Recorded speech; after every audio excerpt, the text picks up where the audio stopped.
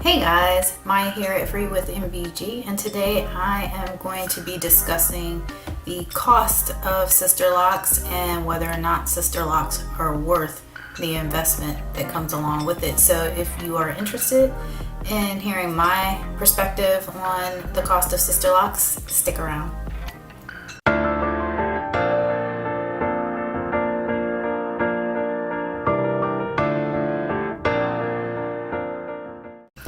So it's very interesting when people ask me about my hair. People who are not familiar with Sisterlocks, they'll say, oh, how much did that cost or whatever, and I'm sometimes very reluctant to talk about the cost of Sisterlocks and how much I paid. And actually what I paid was really in comparison to what a lot of other people pay, it wasn't very much, because I got my install during a sale, so to speak.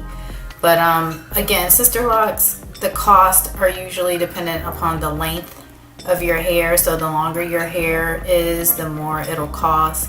Sometimes they have like a base price for the first 4 inches or 6 inches or something like that, and then they'll charge you an additional $100 or so for each additional inch of hair. So for my hair, it was 9.5 to 10 inches when I first went for my consultation, and I was quoted a price of $600 for the first 5 inches, I believe it was, and then $100 additional for each inch after that. Okay, yeah, that was it. So anyway, I was quoted that price.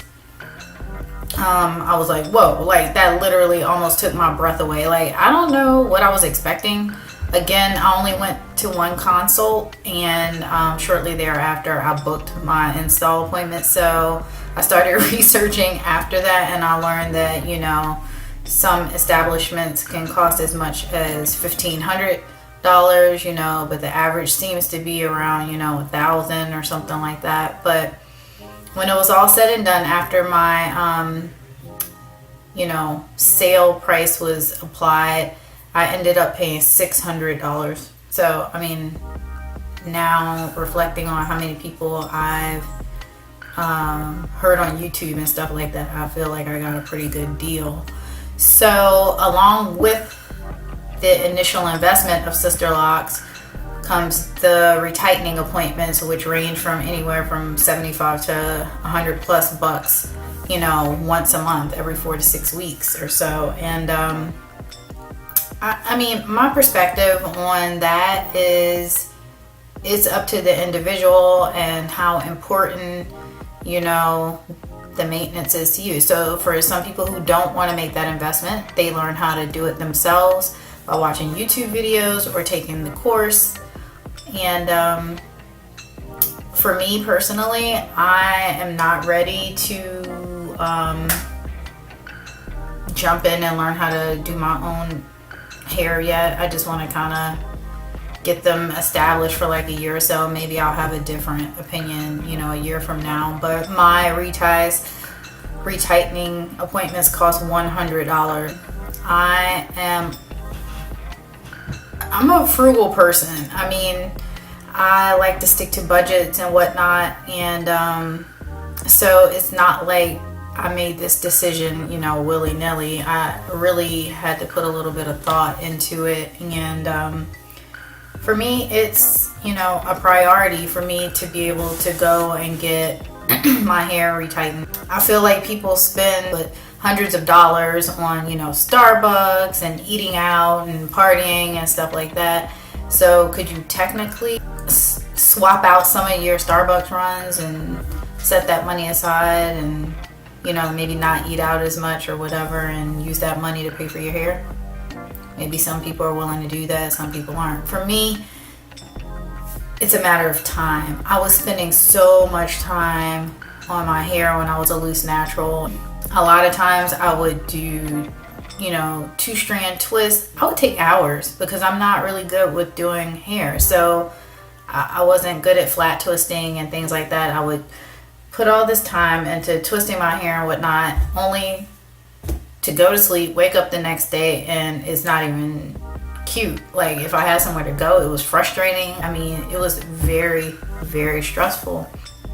So a lot of times I ended up wearing my hair in a bun, and I don't know, it was just boring, and I wasted a lot of time, in my opinion. And for me, the investment of that $100 a month is worth, you know, not having to spend hours every other day in the bathroom trying to twist up my hair only to have it coming out looking like a hot mess. So, and the other thing was that I would go on YouTube trying to find like people with the same texture of hair as me, and I would use the same products that they were using, and I would spend, you know, sometimes $30 on a hair product, $40, $20.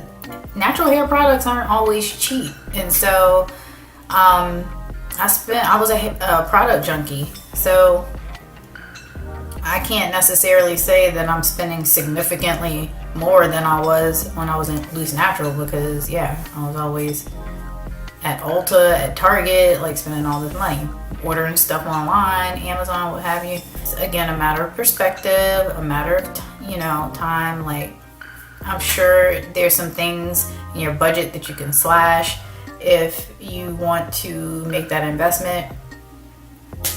Maybe you can forego a vacation 1 year and get your hair established and then learn how to do it yourself. I mean, again, it's up to the individual.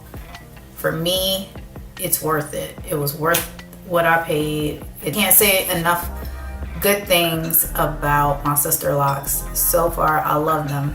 So I just had my second retightening appointment about 5 days ago. Actually, I was supposed to have it done last weekend, so she pushed my appointment back, which was fine because I was tired and I didn't feel like going anyway. So I went and had my retightening done. She said that I had slippage around the edges, which is normal. I had one lock. I think in my last video I showed you guys, I was like, what in the world is wrong with this lock? It was in the back. That was a slipped lock. And other than that, same old, same old. You guys know that my edges over here are kind of sparse, so I've been putting castor oil over here as usual, and I feel like they're growing in a little bit. I do suffer from alopecia areata, not tension alopecia. I usually don't wear braids or weaves or anything like that. I just get random bald spots, but I haven't really been getting too many lately that I'm aware of. Every once in a while, you know, I'll feel my scalp or something like that, and I can tell that my hair is thin in some areas. But yeah, so little thinning over here, not from Sisterlocks, just, you know, from thinning I had prior to my Sisterlocks. So yeah, it's so funny. After I got my hair retightened this time, I had a couple of people ask me if I trimmed my hair or cut my hair, and I didn't. So I don't know if it just has the appearance that, you know, I cut it, like some shrinkage going on.